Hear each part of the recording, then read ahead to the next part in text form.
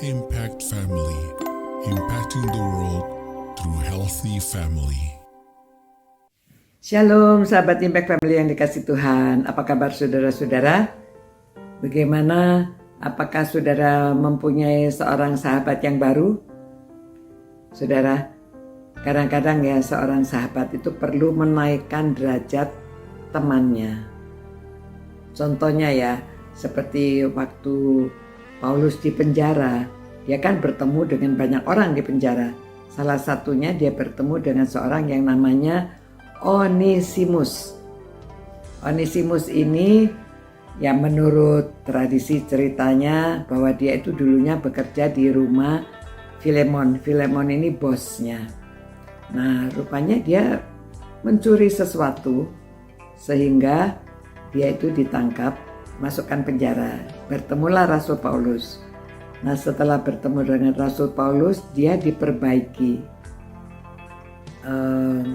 Ya diberikan kesaksian, dinasehati, akhirnya dia terima Tuhan, lalu dia sudah bertobat, dia menjadi lebih baik, dan bahkan Rasul Paulus di dalam suratnya kepada Kolose, di dalam penutup ya pasal 4 dia mengatakan gini, ia kusuruh, kemarin kan dia menyuruh Tikhikus nih, lalu dia kusuruh bersama Onesimus, saudara kita yang setia ya dan terkasih, seorang dari antara kamu. Mereka akan memberitahukan kepadamu segala sesuatu yang terjadi di sini. Jadi waktu dia mengirim Tikhikus, dia juga mengirim Onesimus. Ya, Onesimus ini disuruh ke sana dan dia katakan bahwa dia adalah saudara yang setia. Ya, saudara kita yang setia dan yang terkasih. Ya, jadi saudara, dia ini Paulus tuh pandai sekali ya. Ini dia komunikasinya luar biasa. Dia mengkomunikasikan kepada orang-orang di Kolose bahwa dia ini baik.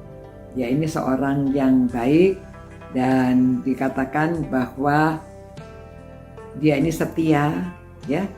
Dan dia dikirim, suruh diterima di Kolose ya. Nah, saudara, pada waktu kita punya teman ya, kalau orang sudah terpuruk, jangan semakin dijelek-jelekan. Oh iya, dia begini begitu, diburukkan. Orang itu bisa berubah. Ya memang diharap orang bisa berubah. Kalau dia dulunya terpuruk, marilah kita tolong. Kita beri dia nasihat supaya dia bertobat. Kalau dia sudah bertobat, kita angkatlah dia. Naikkan derajatnya. Beritahukan kepada orang lain bahwa dia sekarang sudah setia, dia sudah bisa dipercaya, supaya dia diterima sebagai sahabat.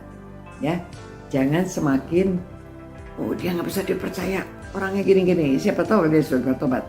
Ya, jadi itulah harapan kita. Itu sebabnya kita memberi dia nasihat supaya dia mau bertobat dan bisa dipercaya lagi.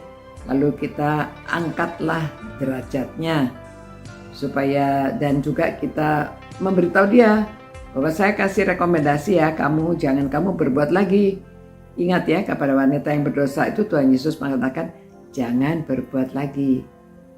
Ya, kepada beberapa orang dia juga memberitahu kepada orang yang sudah disembuhkan itu, ya kamu sudah disembuhkan, sekarang kamu menjadi baik, tunjukkan kepada imam, ya jangan berbuat dosa lagi ya. Tadinya dia lumpuh, sekarang dia sudah sembuh, jangan berbuat dosa lagi. Karena kalau orang sudah sembuh itu malah bisa berbuat dosa ya.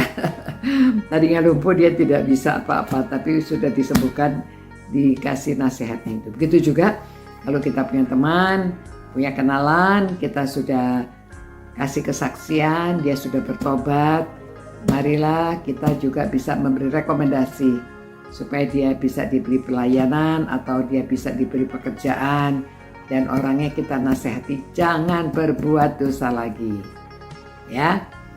Nah, saudara-saudara, itulah contohnya kepada Onesimus yang akhirnya Paulus juga menulis surat kepada ini ya, bosnya ya, supaya menerima dia. dan dia menjadi jaminan. Aku menjamin dia sekarang sudah baik. Semoga dia bisa diterima, ya. Karena kita semuanya dulu juga orang berdosa, tapi Tuhan sudah mengampuni kita. Jadi sekarang kita juga harus mengampuni orang lain dan menerima kembali. Demikian saudara-saudara, mari kita berdoa supaya kita bisa menjadi orang yang bisa mempercayai orang lain. Dan juga kalau ada yang sudah berbuat salah, saudara harus bertobat, memperbaiki kelakuan, jangan lagi melakukan, supaya orang memberi kepercayaan pada saudara. Penting dipercaya sama orang, ya. Tuhan, terima kasih Tuhan, karena Tuhan selalu memberi pengampunan pada orang yang bersalah, orang yang berdosa. Biarlah kami juga mengampuni orang berdosa, kami bisa memberi nasihati, kami bisa memberi nasihat, dan semoga orang yang sudah berbuat dosa, sudah berbuat salah, mereka juga mau memperbaiki diri dan tidak berbuat dosa lagi, supaya mereka menjadi anak Tuhan yang setia dan dapat memuliakan nama Tuhan. Karena di dalam Engkau Tuhan kami selalu diterima, dikasihi, diampuni. Terima kasih Tuhan, demi nama Yesus kami berdoa, amin. Demikian saudara-saudara, mari kita menjadi sahabat yang bisa mengangkat nama baik orang, yang bisa mengangkat derajat orang lain. Demikian, sampai berjumpa pula. God bless you. Ciao. Impact Family, impacting the world through healthy family.